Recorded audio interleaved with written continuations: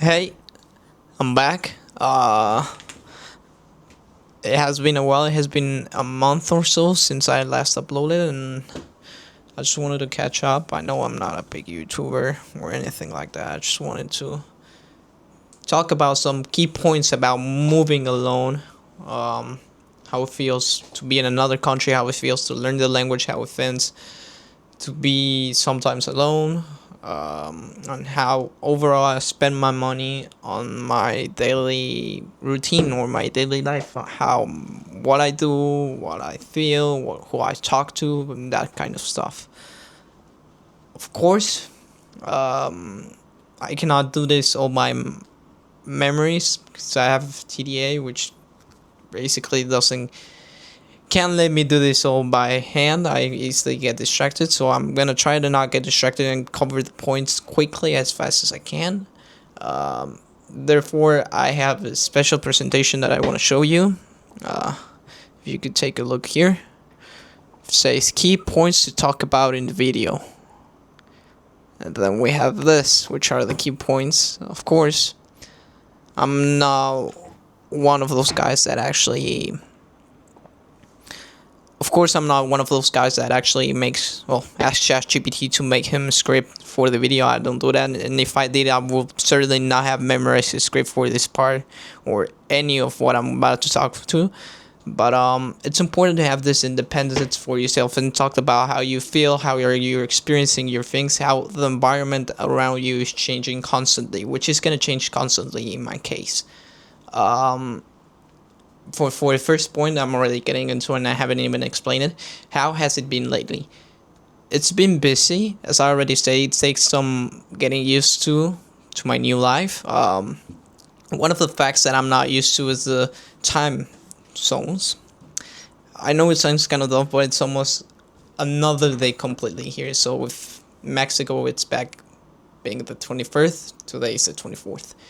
That type of case. So if I want to talk to somebody with my friends, my family, or even my girlfriend, it's kind of hard since there's a big difference in schedules. I do prefer it this way instead of being in Europe, which is depending of where you are, but it's normally 8 to 9 hour difference.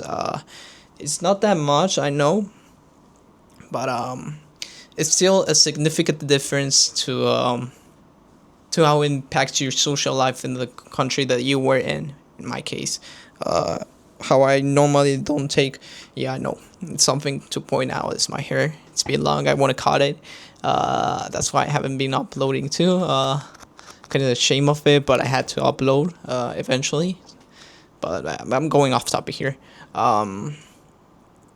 It's hard getting used to. So since many of the Japanese people don't actually see you as one of them, they see you as another tourist, which is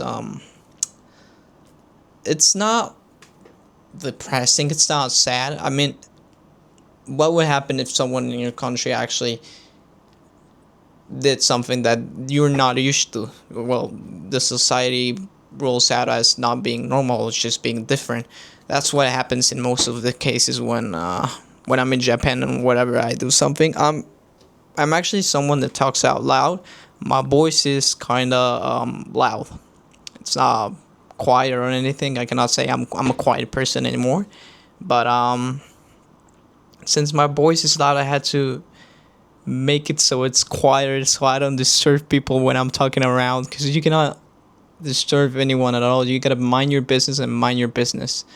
So it's been kind of hard getting to the point where I have to change myself completely, and I knew there was going to be some changes from the start. I knew it right away, since changes are normal in people. They differentiate us from what animals could be, because we have a brain allows us to think about the actions that we actually do.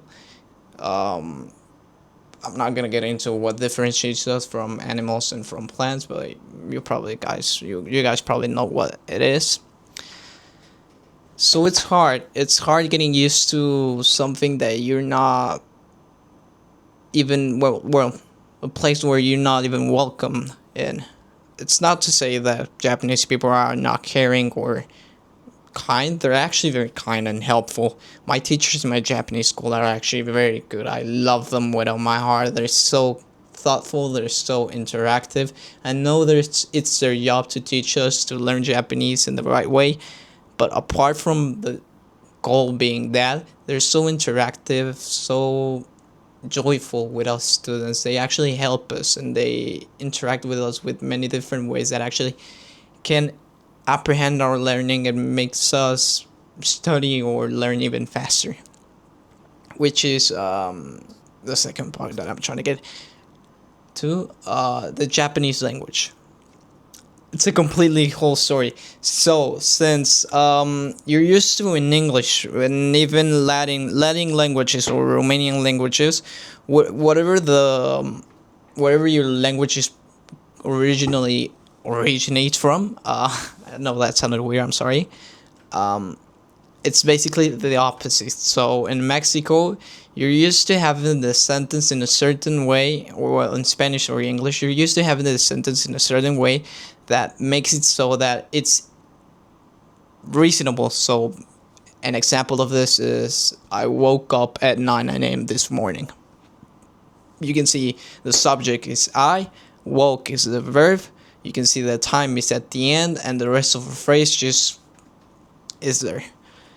And so what Japanese people do, is they add particles. Particles, instead of having the same sentence structure as us, they can be seen as altering the whole sentence completely. Basic example of a particle. Verbs usually go with the will particle or the o particle, but in most cases you're not even gonna use it unless you have a noun before it. If I'm not wrong, honestly, it's hard. Overall, it's kind of hard learning the Japanese language. I know I've gotten used to it. I've actually my Japanese has improved quite a lot, to be honest, and I'm proud of that. I think learning the language is one of the hardest things you can do when going to a foreign country that, as I already said, doesn't speak your language. I can mention like 2 or 3 cases where I actually didn't understand anything at all. But apart from that, every social interaction that I have at a cafeteria, at a company, or at a apartment store, electric store, whatever type of thing that it is, I can usually understand and talk to them with basic phrases, which is the goal of having this different levels, as each language has its levels. In English, it's A1, A2, B2, B1, C2, and C1. French is the same, and I don't know if Spanish is the same since I've never taken a language proficiency test in Spanish. I'm fluent in it, of course, but I think it's the same. I'm not sure, but in Japanese it's N5, N4, N3, N2, and then one. In N5 is the level that I'm currently doing at ISI. Great school, by the way. They really got their learning system down to the perfect, or the minimum detail that you cannot miss. So it's got a perfect, it's kind of a perfect fitting way for a student to learn about the country or the language inclusive. So what they do is they immerse you with this vocabulary that you should usually know by taking online lessons. I don't know, whatever studying method that you usually do. They engage with it, which is kind of interesting. But apart from that, school's great. I've made a lot of friends, which I'm proud of. I'm grateful for them, which they're very cool. All of them are very cool. I enjoy hanging out with them. However, since I'm the youngest one in the group, there's some age restrictions, and you're gonna see that often if you are younger in some aspect in the foreign country that you're moving into. You're gonna see some age restrictions about what you can do. I'm not talking about only alcohol and smoking. I don't smoke, I don't drink alcohol anymore. So basically what I'm trying to say is that social norms when being a younger person are difficult. Oh my god, I cannot even speak anymore. But if you manage to get the social norms correct, you're not gonna have any problem at all. It's gonna be fantastic for you having to interact with many different people. Sorry, that's how you can see my hair is so messy. Like, actually, I need to cut it. I'm sorry to getting distracted, but if you get to the certain point where where you're learning like the fuck, you're learning the Japanese language, and you can interact with people, you should definitely do it, since one of the most basic and most helpful ways to actually learn something is practicing over and over. It sounds kind of dumb, but if you practice it enough times, you're eventually gonna get the hang of it, and you're eventually gonna dominate the topic. So it's kind of thoughtful, or well, not thoughtful. It's kind of helpful in the way that you interact with other people. So I should definitely recommend that if you're studying a language, or even if you are thinking about studying one, you should see these immersive techniques. There are a lot of immersive techniques. You can actually hear podcasts, hear songs, watch certain movies, anime, or whatever you want. Read books, even talk to people. As I already said, one of my main things that I usually do is talk to people. Now that I've actually learned some of the language. Apart from that, Japanese language is not, it's not that difficult. It's just a sentence structure that I usually gets in your head, and in my case, it gets in mine. And the particles that you're used to not having them in your basic language is something completely different that you're not used to. But if you get the hang of it, it's honestly gonna be easy for you. Most of the words that actually have some same pronunciation, but that comes in every language, honestly. And if you get over that, then it's gonna be fine. Then the third point I want to get to, what I usually do. So I take morning classes. I take morning classes from 9 a.m. to 12 p.m. So it's basically 3 hours and a half studying Japanese. No, it's, yeah, 3 hours and a half studying Japanese, plus every extra work that I want to do, or homework that I get on the weekends. This allows me to obviously get the hang of the Japanese better. I usually put about 1 hour and a half every day, apart from my studying, uh, into my homework or reviewing what the lesson that we just saw, so I can get the hang of it. I can get the grasp of it and actually dominate it in a pretty cool way, not cool, helpful and interactive way. After that, I usually go to eat something, which Japan is full with amazing food, which I'm gonna do a video about, so you better stay tuned for it. It's many amazing food, but the most common food, of course, I know I'm a basic tourist, but the most common food that I usually grab for is sushi, ramen, and I'm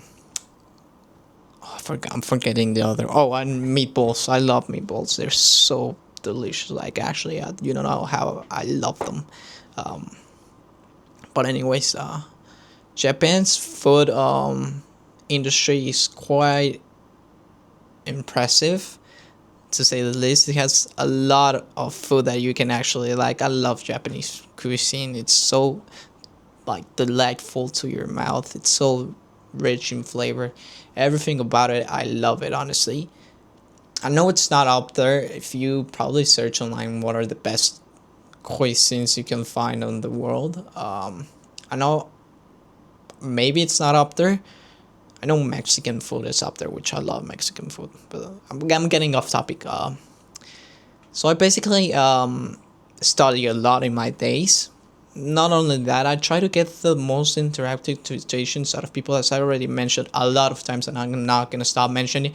Interactive systems or interacting with other people is gonna be the best way to learn the language. Like, at all costs, there's no other way you're gonna learn the language if you don't interact with people, and if you don't get out of your comfort zone, which most people don't do. They stay in the comfort zone and adapt themselves towards this, to their inner circle, and they cannot move from it, which makes it difficult to actually learn something. You're gonna go out of your comfort zone, always, always. If you want to achieve something, if you want to actually dedicate yourself to something, you gotta go out of your limits, out of your comfort zone, and find the right path to that. And that's what I usually try to do while interacting with other people. Apart from that, my days are kind of normal. I talk with some friends and family. I'm leaving my girlfriend at home.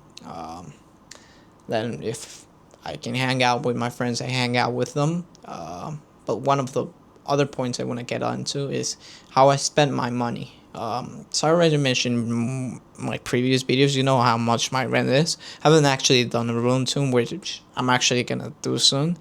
But how I spend my money is kind of hard. You get this transportation card. I don't know where my wallet is. Thought I had it here because I was preparing for it. Let me go look for it actually. Oh, here it is. Yeah, I told you I was preparing for it. You have this transportation card. You can get whatever transportation card. I usually use Suica. Well, it's the only one I have right now. I usually use it because it's very convenient. It's very easy to use. I don't like.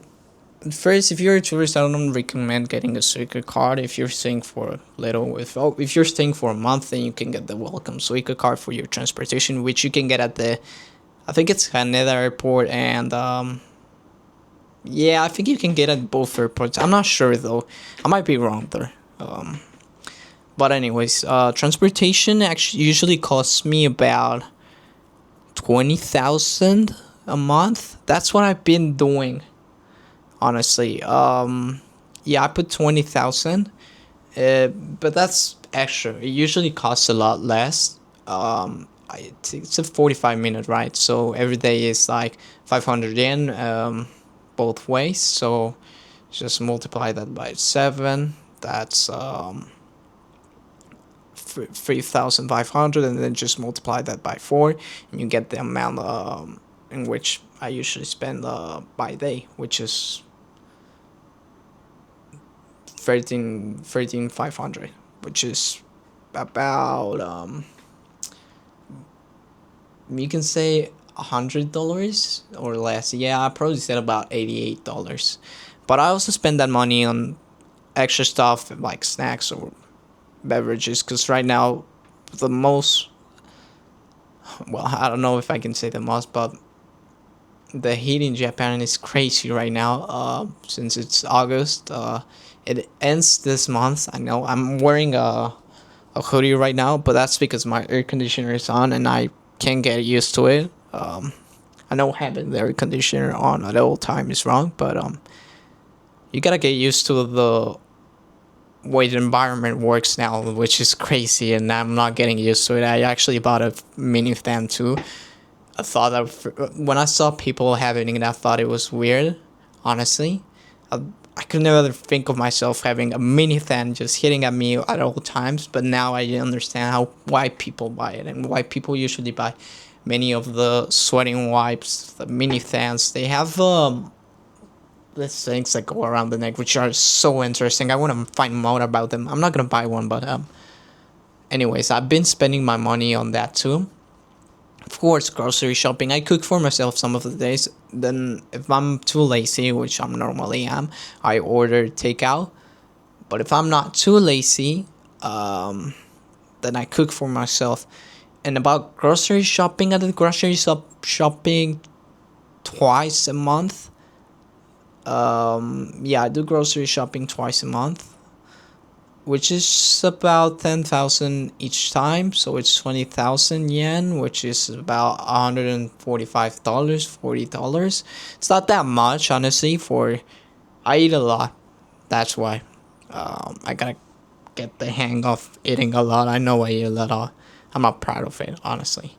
But anyways, I'm getting off that. Most of my expenses are usually gone into myself. I haven't even bought anything that can be considered as luxury or even like a treat for myself. No, I've been just buying groceries and that kind of stuff to survive.